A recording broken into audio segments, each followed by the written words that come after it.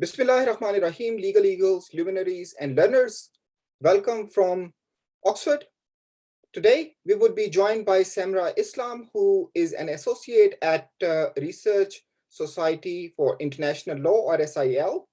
She graduated from LUMS this year. She was one of my best students, and I requested her to talk about harassment at workplace laws.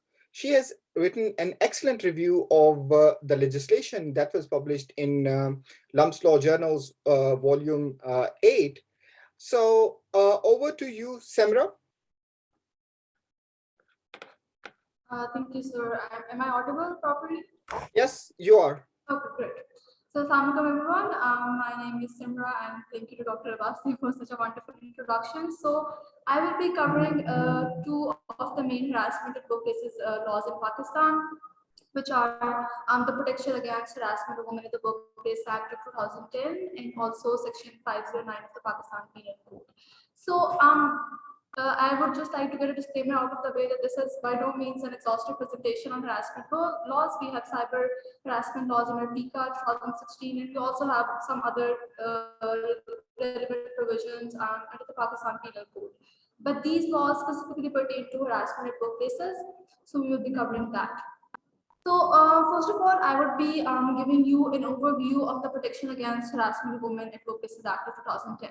So, this act was enacted to create a safe working environment for women, which is free of harassment, abuse, and intimidation, with a view towards fulfillment of their right to work with dignity. So, I would like you to focus on the word harassment here, because as we move on further in the presentation, I will be discussing कि हमारे law में जो harassment की definition है उसके अंदर किस किस type की harassment को हम consider करते हैं. So this is a statement of objects and reasons. Moving on, just to give you an overview of how this whole mechanism operates. So इस act के अंदर हर organization के अंदर we are supposed to have an inquiry committee. And this inquiry committee will hear all the complaints, so the harassment की file की जाएंगी, and then they have the power to roll out minor and major penalties, so के act के अंदर बताई गई हैं. Then we have an ombudsman, provincial ombudsman है, federal ombudsman है, so depend करता है कि case कहाँ पे स्टार्ट हुआ है, किस जुरिस्डिक्शन क्या है, और उसके मुताबिक अगर किसी को कोई मसला है इंक्वायरी कमेटी के डिसीजन के साथ, तो they can go to the ombudsman जो भी उनकी जिसकी भी जुरिस्डिक्शन होगी. It could be the provincial ombudsman or the federal ombudsman. So, and then if someone is aggrieved by the decision of the ombudsman as well, so they can make a representation to the provincial governor or the president of Pakistan, as the case may be. So this is sort of the appeal hierarchy of the act. So this act के अंदर also we have some responsibilities of the employers. First of all, they have to make an inquiry committee. Then they have to arrange psychosocial counseling or medical treatment for the complainant if they have undergone any trauma because of that harassment incident. And the employer is also supposed to offer compensation to the victim in case they have lost any salary or they have faced other damages. This might be relevant in cases जहाँ पे किसी को इस तरीके से harass किया जाता है कि you do something for me and then you get this promotion and something along those lines. So यहाँ पे ये provision काफी relevant हो जाती है. So who can allege harassment against whom? Section 2E Act it defines complainant as a woman or a man who has made a complaint. So even though the title says okay, this is for women only, but the provision of the this act, this provision makes it clear that complainant it could be a man, it could be a woman as well. Section 2A define करता है accused को as an employee or an employer of the organization. So जो harasser is sort of that is not solely an employer, it could be an employee as well. और जो भी उनके power gender dynamics involved हैं, we have to keep that in mind while deciding any case. Then we have Section 2H of the Act, which defines harassment. तो उसमें Quetta High Court की judgment है कि this provision, this definition could be applicable to a woman as well in her capacity as a harasser. So we are not saying that only men can be harassers here. If women are harassing someone, they also fall within the scope of this act. Then we have Section 2F, which defines what an employee is, और इसके अंदर regular employee आ जाते हैं, आपके contractual employee आ सकते हैं, जो कि daily, weekly या monthly, hourly basis पे हैं, या फिर interns भी आ सकते हैं, और जो भी कोई apprentice हैं वो भी आ सकते हैं. So harassment, this is quite relevant because if you see, and I have highlighted also, कि यहाँ पे we dealing with sexual harassment. The title of the act is quite misleading in that regard. It says protection against harassment, but can you hear me, sir? Because I am getting this message that my connection is unstable.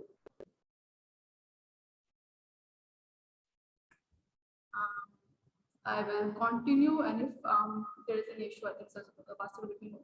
So harassment means any unwelcome sexual advance, or it has other factors as well.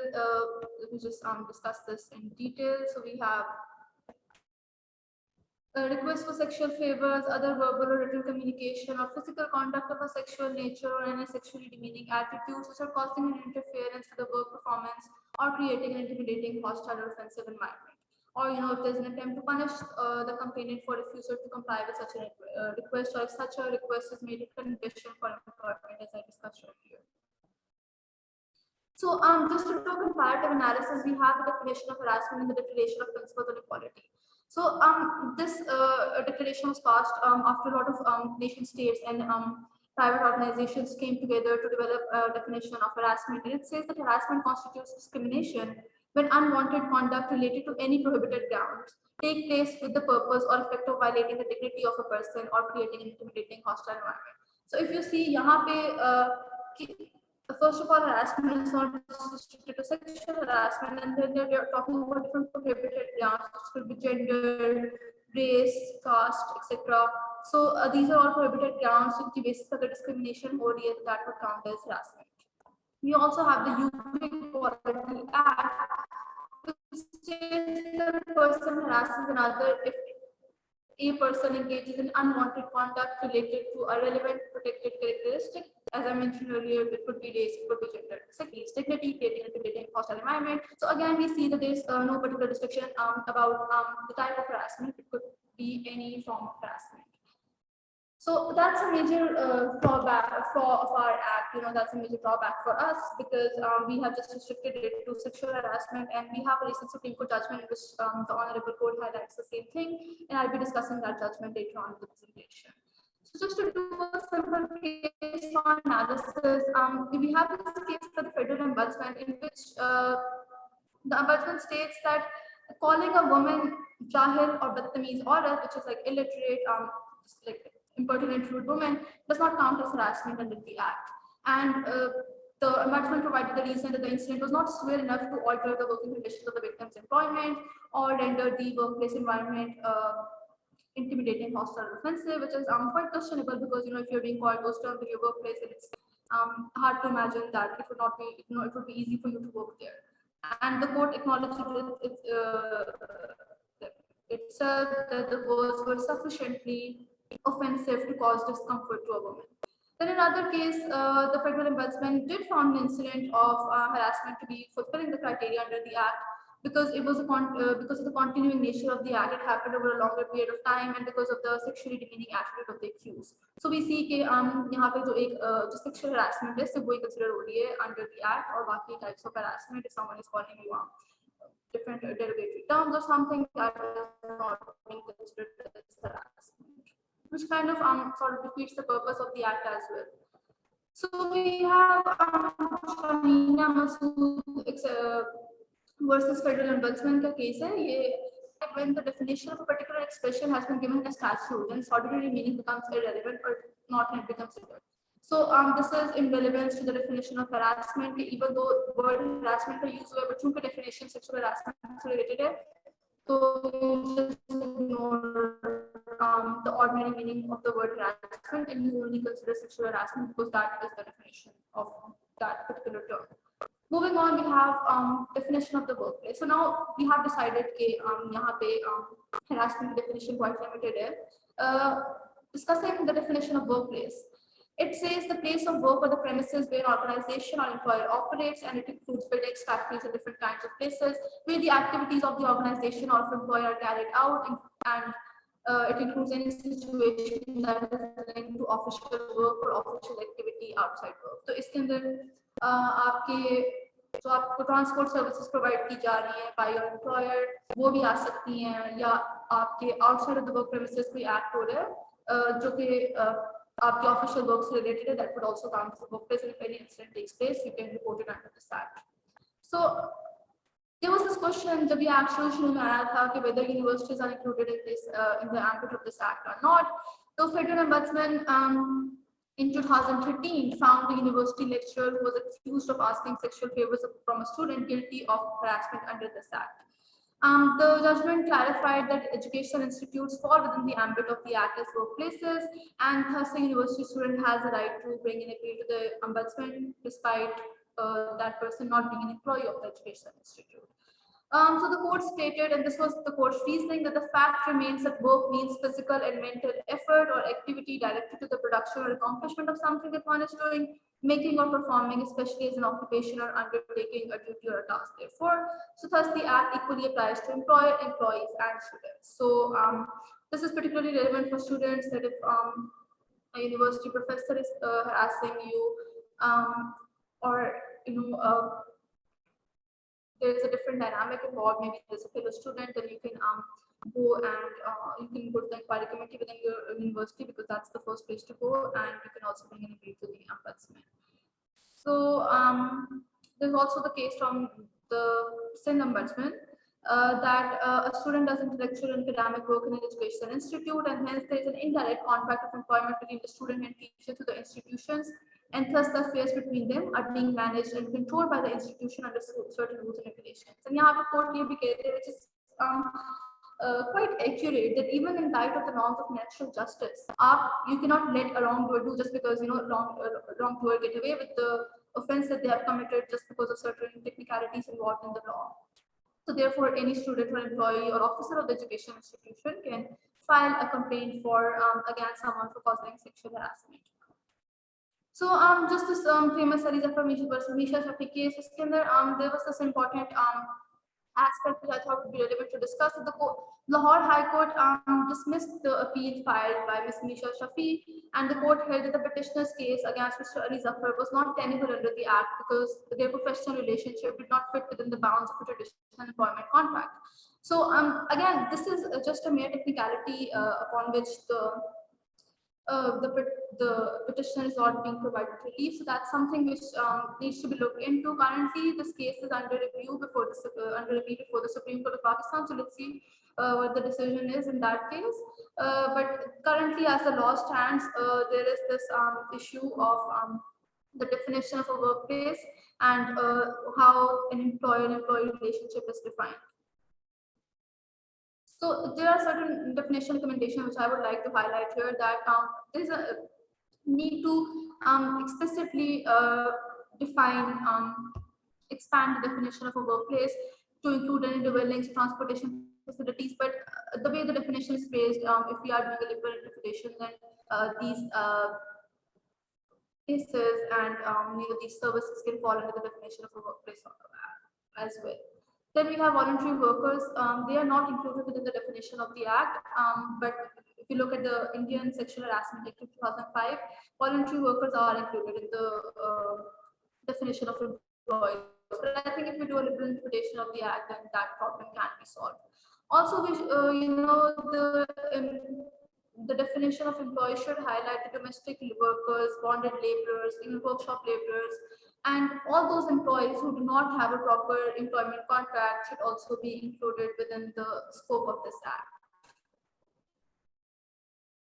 So moving on, I would just like to go over the list of penalties that are provided under the act. We are not going over it in detail, but if you see, in case there is quite an atrocious case of harassment at work, then that person can be made to compulsorily retire, they can be removed from service, they can be dismissed as well, and also a fine can be imposed, and a part of that fine can be used as compensation for the victim. So if you see, there is no sort of penal provision in the sense there is no imprisonment involved or something like that. But as we move on further in the presentation, I would be talking about Section 509, which does include imprisonment as a punishment for sexual harassment. So so this is about this slide pertains to the penalties for employers in case of non-compliance. So If an employer fails to comply with the provisions of the act, which state कि आप अपनी एक organization में code of conduct incorporate करो, and also you form an inquiry committee, which is basically the first platform where a person would go to file a complaint. अगर एक employer नहीं करता ये तो the employee of that organization can file a petition before the district court, and if the employer is found guilty, the employer shall be liable to a fine which may extend to 100,000 rupees, but shall not be less than 25,000 rupees. So my analysis over this particular provision of law is that this is not enough of a negative pecuniary incentive, as the amount of fine involved is quite small. So many organizations can get away with it, and also my suggestion is that fines should be imposed in proportion to whatever profits that are being made by an organization, and also it is also, I think, worth noting here that societal awareness plays a much more significant role in incentivizing organizations to, pay more attention to these incidents. So that's something that should be looked into. Maybe we should have, awareness campaigns and everything. That it has been a long time has passed since the act was first enacted. So we should see what the level of implementation is and what more needs to be done in this regard. So the Supreme Court judgment that I previously talked about was in the Nadia Nas case as the President of Islamic Republic of Pakistan.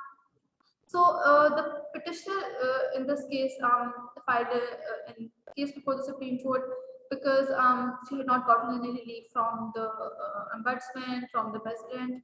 So, but the Supreme Court also ruled against the petitioner as she was unable to prove any harassment of a sexual nature before the court.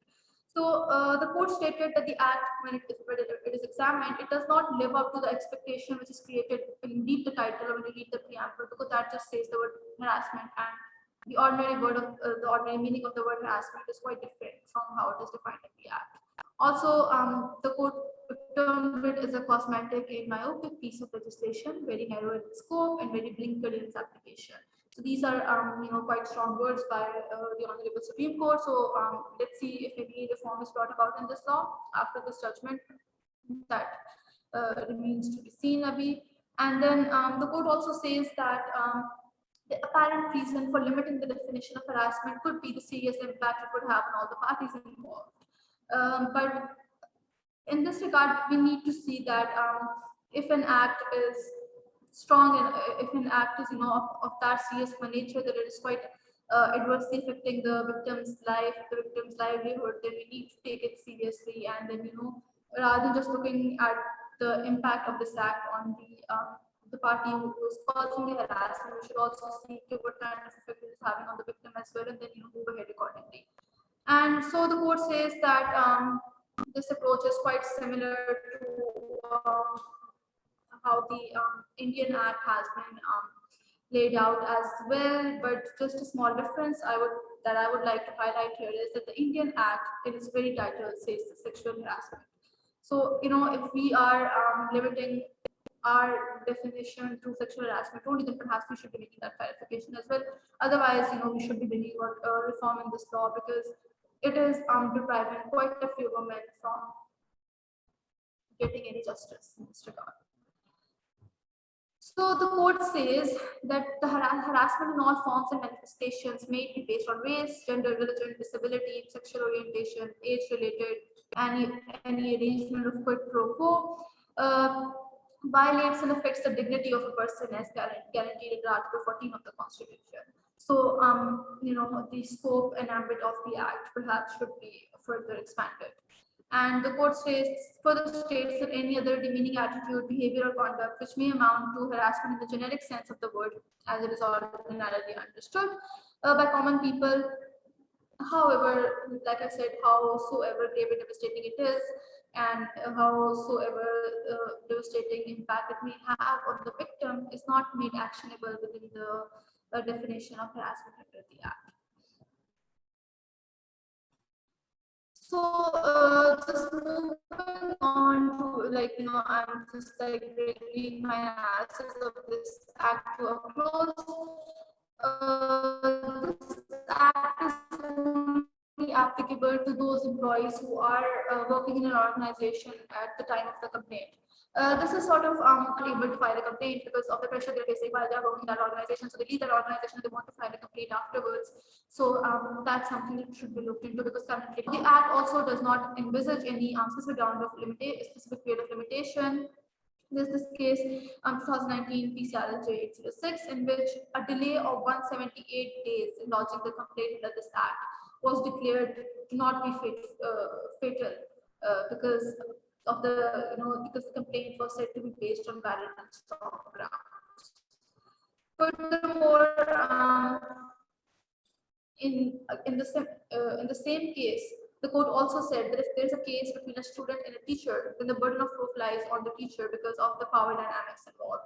So I think that's something which is really innovative, because in criminal justice system, usually the burden of proof is on the person who's bringing a complaint. So I think that's something which is really innovative. And moving on, we also have this judgment on counterclaims and allegations, in which the court says that it is a matter of common sense that a lady would not ruin her modesty, dignity, respect by making a false complaint of sexual harassment just to defame a person. I think that's quite problematic because, first of all, this judgment, this statement has very patriarchal connotations, and we cannot assume that just because a woman is bringing a claim that she cannot bring a false claim. So obviously, we need to look into each claim properly and see if there are any merits to it or not.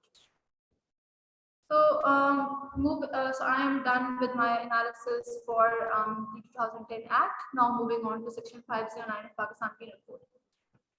So the thing is that there are certain overlaps between Section 509 and the 2010 Act.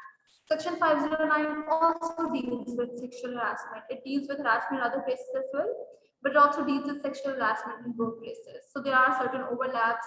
But the 2010 Act does not lay down any punishment related to imprisonment, but under Section 509 you have an imprisonment of 3 years.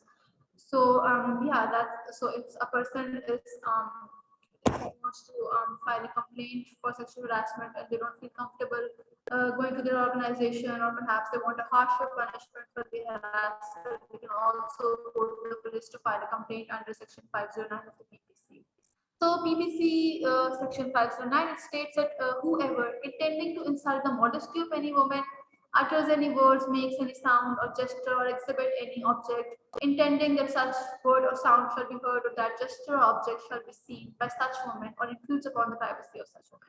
Again, the wording is quite problematic. Like, what is meant by insulting the modesty of any woman? I think when you're talking about harassment, the focus should be on the person who is making someone uncomfortable, who is making their workplace or any public place, hostile or intimidating for them, rather than bringing the focus to the victim that their modesty was insulted. So I think perhaps we should consider amending the wording of this particular provision of law.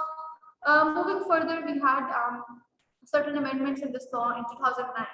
So the Act, the Workplace Harassment Act, was introduced in 2010, but this amendment came in 2009, in which it was stated that if someone is causing sexual harassment in any workplace or in any public place, that person can be punished with an imprisonment up to 3 years and with a fine up to 500,000 rupees, or with both. So the explanation to this provision states that such behavior might occur in public places, including but not limited to markets, public transport, streets, or parks, or it might even occur in private places, including but not limited to workplaces, private gatherings, or homes.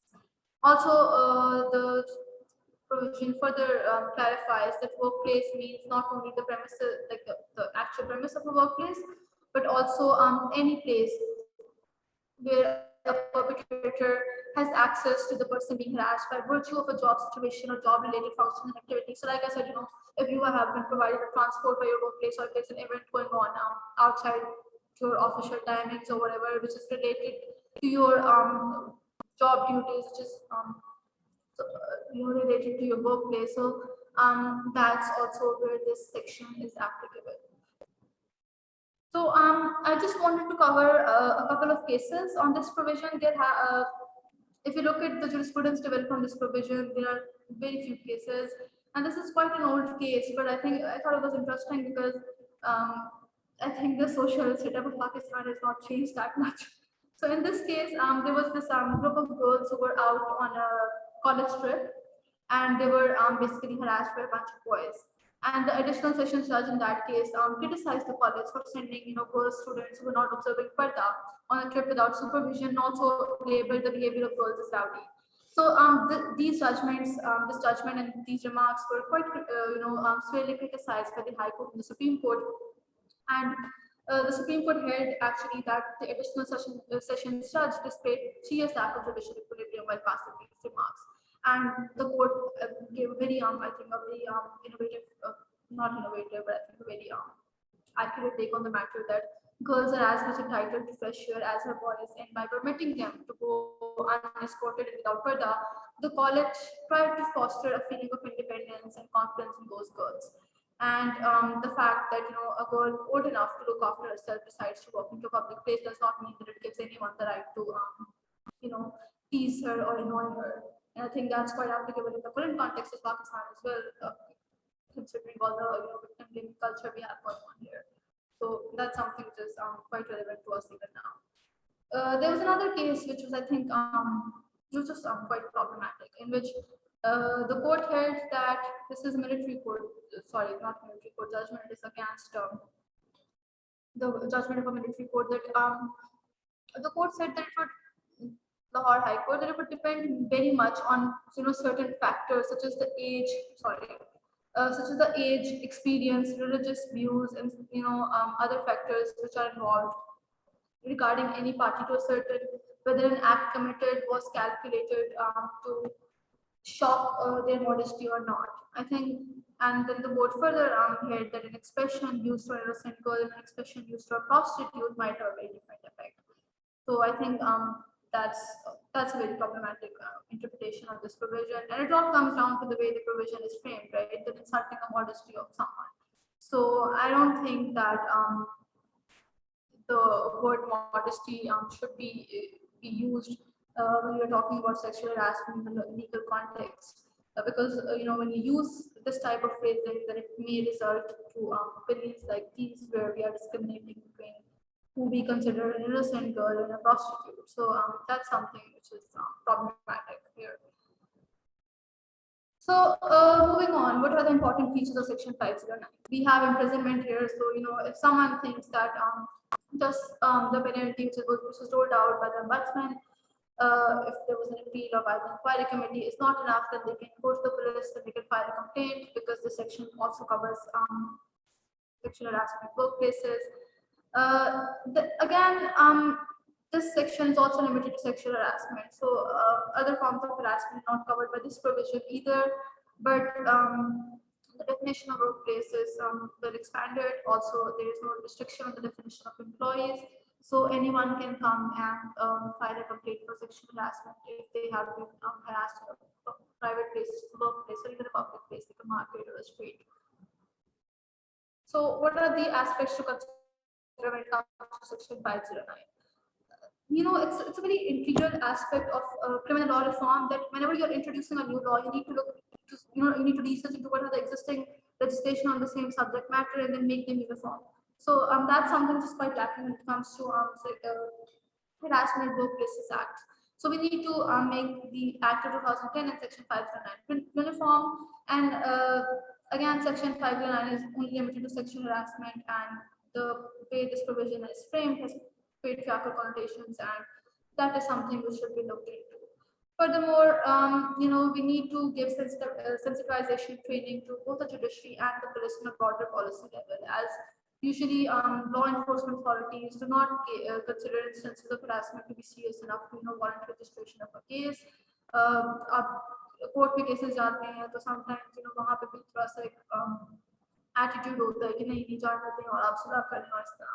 So usually culture of promoting settlement in such cases, I think that's something that should be worked on, and there should be training for both the judiciary and the police, and also the prosecutors as well.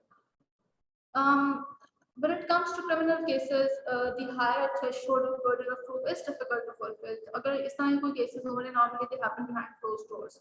So that is something which should be looked into. Like I mentioned, under the 2010 Act, there is this judgment that states कि अगर students और teacher के demand पे case है, then the teacher has a burden of proof.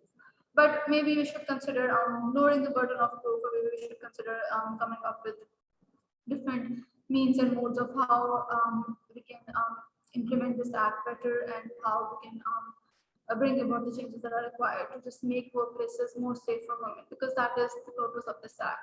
That we make workplaces more safe for women, we encourage them to work, and we just make their professional lives easier for them. I think, yeah, that's the end of my presentation. So, if we have any questions, we'll take those, but I will hand over the mic to Sir Zubair. Thank you very much, Samra. That was very, very interesting. So may I ask you to please unshare your screen. So Samra, this is very, very interesting, and it's amazing that you have really summarized not only the legislation but also prominent cases, and there aren't many, by the way, reported cases under this law. So, what is your personal assessment since you graduated and now you're also working, and now, of course, now you experience that how it looked like working in an office. Do you think so? The existing legal structure, are you satisfied with this? I know that you have provided certain recommendations, but to what extent this is feasible, that legislature will actually intervene, right? And don't you see that here a kind of very interesting, that when it comes to expanding their own power, one Article 84 sub-article 3, Supreme Court is the supreme, right? But when it comes to protection of women's rights, legislation must do. We believe in separation of powers, right? So what's going on in here? What's your take on that? Sir, regarding starting my own work experience, I am lucky enough to be in a place which is quite progressive in that regard. But yeah, there are cases where women are facing quite a bit of difficulties, or we have yet to see implementation of this act, not only in regards to the formation of inquiry committees, because inquiry committees wait to time. So, you have to see the gender dynamics involved, you have to see the power dynamics involved, whether someone is even willing enough to bring forth a case. And that is not something जो कि सिर्फ आप legislation के through solve कर सकते हो, because when you look at different pro-women legislation, आप जो भी recently anti-rape वाला investigation ordinance है, इसमें भी सुप्रीम हाई कोर्ट की जजमेंट आई और हाई कोर्ट की implement नहीं हो रहा सही तरह, तो इसमें आपका mindset बहुत मैटर करता है. इसी वजह से I said कि you need to train. I mentioned judiciary, police, different the pillars of the criminal justice sector, but we also need to train different employers. We need to create awareness about this act on a broader national level, so that people know, that many women don't even know that they have this recourse. They can file a complaint under this act. Now हम कोई organizations में code of conduct जो है इस act के अंदर वो हम सही तरह display कर रहे हैं. So there's a lot to be done when it comes to the implementation of this act. और सिर्फ like I said, सिर्फ legislation नहीं कर सकती है. We have to bring in civil society as well. We have to see कि अब जहाँ पे हम काम कर रहे हैं या हमारे इर्द-गिर्द के जो लोग हैं, क्या उनको इस चीज़ के बारे में awareness है या नहीं है. When it comes to your question about the Supreme Court, yeah, I mean they highlighted कि यहाँ पे आपसे they did not give relief to the petitioner by saying कि आप sexual harassment का केस नहीं make out कर सकती. यहाँ पे एक वाकया हुआ है harassment का, but sexual harassment नहीं है. So I generally don't know how to think of it, because हमने देखा है कि our Supreme Court has expanded its powers quite a bit of time. So, but यहाँ पे वो legislature को कह रहे हैं कि आप expand करें, आप amend करें. तो let's see what happens. Legislature क्या करता है? But yeah, that's quite confounding to me as well. So Samra, I mean, आपको लगता नहीं है कि this law is basically battle against entrenched attitudes which are really ingrained in our mind. और उसमें हमें एक judgmental होने की जरूरत नहीं है society में कि जी हम कहें हो तो ये तो intrinsically patriarchal society है. इशू ये कि patriarchal society है क्यों? इस वजह से कि मे बी निदा करवानी कहती हैं कि हम patriarchal society हैं, right, because she is a sociologist and whatever she says is just like भाई क्यों ऐसा होता है क्योंकि इमाम अबू हनीफा ने कहा, full stop, right? या उसकी कोई हम justification भी ढूंढ सकते हैं ना, right? सो पैट्रियार्किकल कहीं इसी वजह से नहीं है कि क्योंकि जो मीन्स ऑफ प्रोडक्शन है वो अभी तक हमारी एग्रेरियन सोसाइटी ही है, राइट? तो एग्रेरियन सोसाइटी में जो मसल है, पावर है, इट्स रियली उसका ज्यादा जो है वो उसके ऊपर इन्हिसार किया जाता है। लेकिन जो इंटेलेक्चुअल है, जो कि सर्विसेज सेक्टर है, जैसा कि अब आप एज अ लॉयर काम कर रहे हैं, right? It does not really matter कि आपका मतलब आपका मसल कितना है। इट डिपेंड्स कि आपका इंटेलेक्चुअल मसल कितना है, right? So don't you see that हमारी सोसाइटी जो ये ट्रांजिशन हो रहा है, राइट, कि from really literally muscular economy into service based economy, कि जिसमें फिजिकल पावर से लेकर अब इंटेलेक्चुअल पावर की बात होती है। और उसमें I think not only that there are studies that there is no difference between a male and female. In many ways females are much better placed, right? तो और उसकी एक एक एग्जांपल आप लीजिए ना कि मेडिकल कॉलेजेस में लड़कों के लिए कोटा रखा गया, लड़कों के लिए 50% का, राइट? क्योंकि अदरवाइज तो लड़कियां 75% तक जो है वो सीटें ले जाती हैं।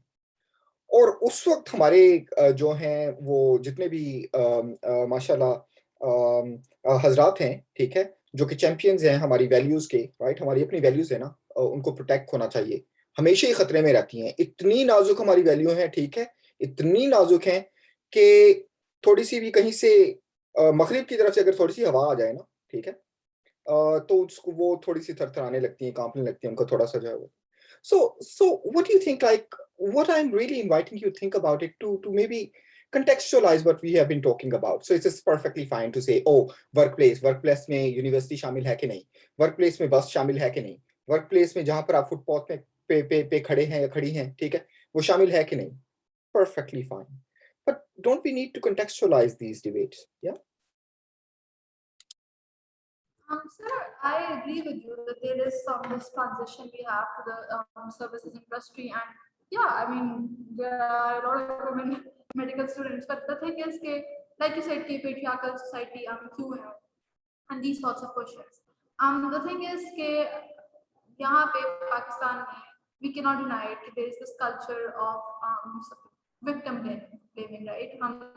We have this sort of honor attached to the women of the family. So असल में यहाँ पे मसला ये होता है कि जब कोई औरत कोई केस आना चाह रही है, तो they have this thing कि rather than making the person who caused the harassment the center of the picture there, हम विक्टिम पे फोकस करना शुरू हो जाते हैं कि वो इसने क्या किया था, what was she wearing, how was she behaving in the workplace. So जब इस तरह के एटीट्यूड डेवलप हो जाते हैं और जब इस तरह की बातें सुनने को मिलती हैं, not just from your colleagues, I think अगर यहाँ पे कोई लड़की काम कर रही है तो I think her colleagues would be rather more supportive than her own family, because यहाँ पे जो we have that transition, but if you see कि जो sort of elders of the family हैं या the people who are not exposed to these ideas, they would either ask her to not file a complaint because बात बात उसके character पे आ जाएगी, right? कि उसका करेक्टर का मसला है या इसने कुछ किया होगा, she initiated it. So we can't deny these realities. Yes, our society is progressing, we are making progress, we are moving to more services based economy, but ये जो हमारी realities हैं, ground realities, ये तो अभी भी same है कि हम जिस तरह परसीव करते हैं औरतों को, जो हमारा एक नोशन है ऑनर की, जिस तरह हम ये प्रोविजंस को फ्रेम कर रहे हैं कि आपकी मॉडेस्टी इंसल्ट हो गई है, what do you mean by that? किसी की मॉडेस्टी इंसल्ट हो गई because someone else said something. So these are things that are we can't ignore these, we cannot deny it. और फिर मतलब जो हमारी सोसाइटल रियलिटीज है, जो एक हमारा जिस तरह के लड़कियों को रिएक्शन फेस करना पड़ता है, तो ये सारी चीजें these are very much prevalent, और इनको देखने की जरूरत है, इन पे काम करने की जरूरत है, and this is not something which can be done in a day or two. Obviously, it takes decades to get over this sort of mindset. But yes, that's what I think about this.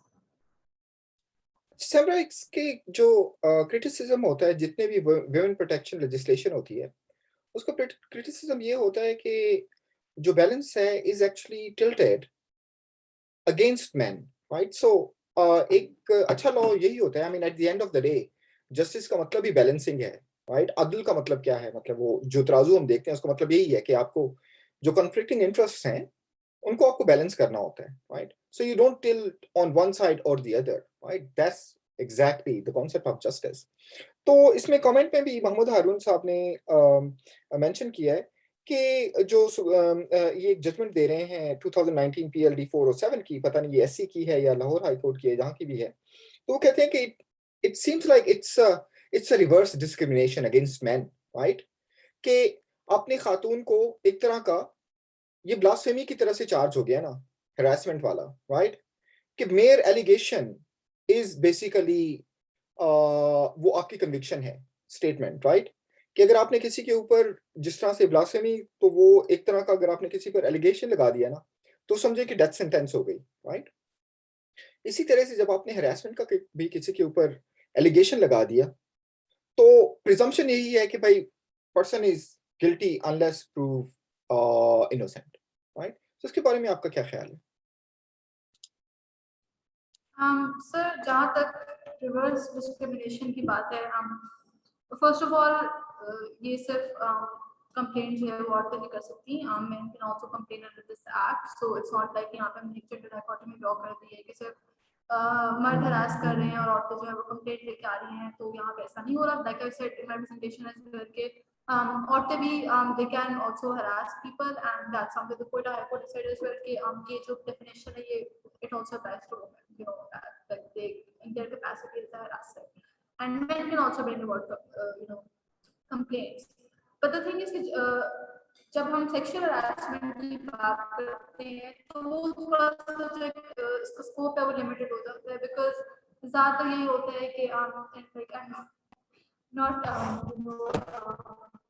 making any assumptions here, but जितने भी यहाँ पे हमारे पास data है और जो थोड़ा बहुत सर्विस वगैरह होंगे, ज़्यादातर ये 95% cases में men are the one who are harassing, I think 5% case, sorry 95% cases में women are the one who are making claims of harassment to someone harass them, and 5% cases में men are making claims. So that's something that we should be considering here. I don't think see if we जो mere allegation की बात है, that's not the societal thing, right?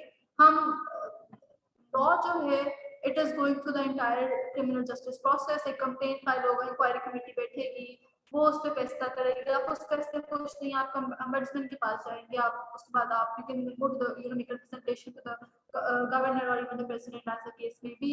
आप writ petition भी कर सकते हो हाई कोर्ट में। तो ऐसा तो बिल्कुल भी नहीं है कि आपने लीगली स्पीकिंग अगर किसी ने आपको इल्जाम लगाया है तो यू आर ऑटोमेटिकली कन्विक्टेड। अब जो एक सोसाइटल सेटअप बन गए, since talking about it from a legal perspective, I would refrain from commenting on the societal aspect of it, but legally speaking, that is certainly not the case. अच्छा समरा, यहाँ पर मैं comment करना चाहूंगा, इसमें कोई बुराई तो नहीं है कि अगर आप रिवर्स कर दें बर्डन ऑफ प्रूफ को, बिकॉज एज आपने मेंशन किया कि 95% केसेस और इवन मोर उसमें women are the victim rather than the culprit, right? हमारे बहुत सारे लॉज हैं, नैब माशाल्लाह पूरी का पूरा इसी पे चल रहा है ना, प्रिजम्पशन आपको प्रूव करना होता है, राइट? और उसमें there is lots of scholarship to back it up, या कि वो इतना कन्फाइनमेंट में होता है, इतना प्राइवेसी में होता है। आप कहें कि जी नहीं, अच्छा मैंने हरासमेंट हुई है तो चलो आप विटनेस लेके आओ ना, ठीक है? वो पूरे का पूरा जो हदूद लॉस के ऊपर 2000s में जो डिबेट हुई थी, ठीक है, कि कंफ्यूज किया गया highest form of sexual offence को, ठीक है, विद वेरी लाइक हरासमेंट के साथ, which could be merely invisible to other people, yeah, because it's a mental state, right? Psychological hai. At the end of the day, the whole purpose is that you have to make your workplace, yes, जो outside घर से या घर की जो environment है वो आपको सेफ बनाना है ना, ठीक है? और वो सेफ किसके लिए बनाना है? सेफ उसके लिए बनाना है जो कि वल्नरेबल है और वीक है, या और फॉर द टाइम बीइंग भी होती है कुछ चीजें जो हैं वो ट्रांजिटरी होती हैं, क्या? जैसे कि बच्चे हैं, जब तक वो बच्चे हैं हम उनको प्रोटेक्ट करते हैं, but once they are grown up, right, तो वो फिर नाउ डिफरेंट रिजीम उनके ऊपर अप्लाई होता है, right? So now I am not making this analogy कि women should be treated like children कि भाई उनको है, right? But it is clear, right? It is very much clear कि जो physical जो muscle वाली बात है, generally overpowering करना, ठीक है, तो वो men are most likely to do it. हाँ, अब जो religious scholars हैं वो कुरान पाक में सूरह यूसुफ में हजरत यूसुफ अलैहिस्सलाम का किस्सा मेंशन करते हैं और फिर जुलेखा की कहानी मेंशन करते हैं और देखें, look at this, right? So Quran is saying this, perfectly fine, that is such a beautiful story. ठीक है, उसके अंदर कितने खूबसूरत जो हैं वो अल्लाह ताला ने हमारे लिए सबक बताए हैं, ठीक है, उसमें जेलसी का एलिमेंट है, राइट, ब्रदरली जेलसी है उसमें, ठीक है, उसमें एनवी है, राइट, उसमें जो है वो मोहब्बत है फादर की, राइट, और I mean it's such a wonderful story, but like all other stories तो उसमें कुछ एक्सेप्शंस भी होती है ना, अदरवाइज स्टोरी नहीं होती, ठीक है, वही ना कि अगर कुत्ते ने गधे को काट लिया तो this is not a news, ठीक है, अगर गधा कुत्ते को काटेगा दिस इज न्यूज, हाँ, और शाहरुख खान के मुताबिक अब गधा और कुत्ता दोनों मिलके जब रिपोर्टर को काटेंगे this will be the news, या so so what becomes, so you cannot just make exception the principle here. So I think देखिए मेरी अंडरस्टैंडिंग है, please forgive me if I'm taking more time, that before we start finding solutions we need to start understanding मसला क्या हो रहा है society में, right, बजाय इसके कि आप लेबल कर दें कि जी ये लिबरल फाशिस्ट हैं और ये माशाल्लाह जो हैं वो दीन इस्लाम के जो है मुजाहिद हैं और वो इस्लाम को और उसकी इक़दार को और हमारी खानदान की इक़दार को, ठीक है, हमारी कौम की इक़दार को, ठीक है, वो प्रोटेक्ट करने जा रहे हैं, right? So we what we can do as scholars, right, try to understand कि एक्चुअल हो क्या रहा है, right, so what are the issues, हाँ, तो ये जो नॉइज होता है उसमें से एक स्कॉलर का काम, and you're a wonderful scholar, right? Look at your paper, look at your presentation. You have the ability to see through it. So I want to thank you very much, Semra, for this. And we have a few minutes left. And here I would like you to also tell us about yourself. So what's your background? Why did you join a legal profession? And what are you up to these days? Sir, I really actually enjoyed your analysis of this. एक छोटी सी बात पूरा move on to myself. मेरे नज़दीक ये जो burden of proof को reverse करने वाला issue है, I think that's slightly more complicated because ज़्यादातर यहाँ पे harassment के जो incidents they happen behind closed doors. तो अगर आप burden of proof को reverse कर दो and then if someone comes up and say कि वो इसने मुझे harass किया है, and then the burden of proof is on the other party कि हाँ जब आप proof करें कि आपने नहीं harass किया, I think that's something which is sort of unjustified in my opinion. Obviously, I think there can be more research can be done on this and we can see कि हम इस पूरे setup को किस तरह improve कर सकते हैं, but that's just what I think. Moving on about myself, so I just graduated from LUMS and I'm currently working at Research Society of International Law.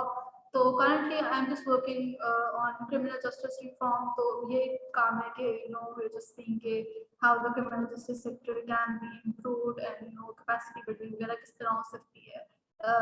I was a part of the LUMS Law Journal and I would like to think that I still am. So encourages all of us to stay a part of that community and yeah. So basically, that's about it.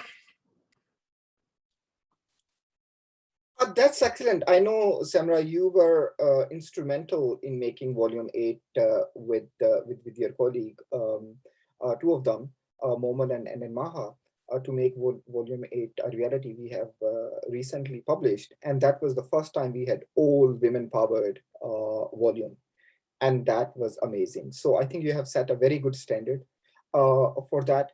So, Samra, honestly, like as a university teacher, I see that you have great potential. Like you have wonderful writing skills, you have great analytical skills, and most important that you have the drive, you have the motivation for doing. So, what are your future plan? What you want to do in your career? Thank you, sir. That's very kind of you. मेरा अभी तो I want to work at IRSI for a while. I think it's a great place. It gives me opportunity to explore my own interests as well, and I'm really interested in this whole area of criminal justice reform. I've been looking into the newly enacted rape laws recently as well. So I think I want to work here, and then my immediate plans are to go for LLM and maybe study more about criminal justice reform. My main two interests are financial crimes and gender-based crimes, so that's what I want to study. After coming back, currently my plans are to work in the policy making sector. Go into academia in the long term and maybe try teaching exams, but I'm more inclined towards research. So I do want to get done my LLM and then come back and maybe teach a bit, work in these areas and see how we can bring about more changes to our current criminal justice system as it stands and work on it, especially in the domain of financial crimes and gender-based violence cases. Okay, Samra, that's a wonderful plan, and we wish you all the best for that. But as you know that recently a new avenue has been opened up for females, and we desperately need more of them there. And that's the Supreme Court of Pakistan. Any plan to become Pakistan's Chief Justice? So for that, I think I need to get more litigation experience. I am inclined towards research, but yeah, that's something that's on the back of my head that maybe I do want to shift to litigation in a few years. But I think I'm leaving that up to after I'm done with my master's. I think that's when I'll have more clarity and then I'll see what I want to do.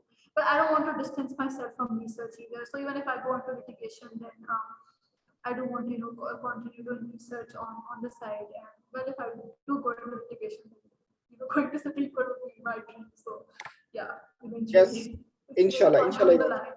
Eventually. अच्छा सेमरा, मैं जिन भी लोगों को खासतौर पे आप जैसे young student को जब मैं बुलाता हूँ तो मैं उनसे एक राज की बात पूछना चाहता हूँ, ठीक है, ऑन रिकॉर्ड। राज की बात ये है कि you have been a very good student, not only in terms of actual gaining scholarship and skills. यही होता है ना, आपको आपके पास रिसर्च की स्किल्स हों, एनालिसिस की स्किल्स हों, राइटिंग की स्किल्स हों, right? So you had all three of them, and in terms of grades, you were also very good. So would you like to reveal the secret of your success?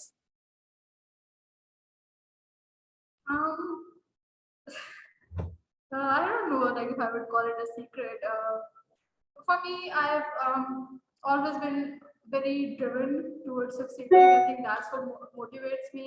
I'm competitive by nature, so for me, it's all about getting ahead. So I don't know if that's healthy or not, but that's been my primary motivation. That I have that drive that I want to get ahead. I want to do it. So yeah. I wouldn't call it a secret, it's just who I am. Well, sometimes there are some open secrets, right? So thank you very much. You have been amazing. And Samra, I wish you good luck for your career. I know early days in your career are not very easy. I have gone through those processes, and I wish you all the best. And I do hope that you'll flourish, and you have already made us proud. And of course, you're proud of yourself. And I look forward to welcoming you in our future sessions. Thank you so much, sir. It was really nice talking to you, and I had a great time listening to your analysis as well on this whole situation. Thank you. Thank you.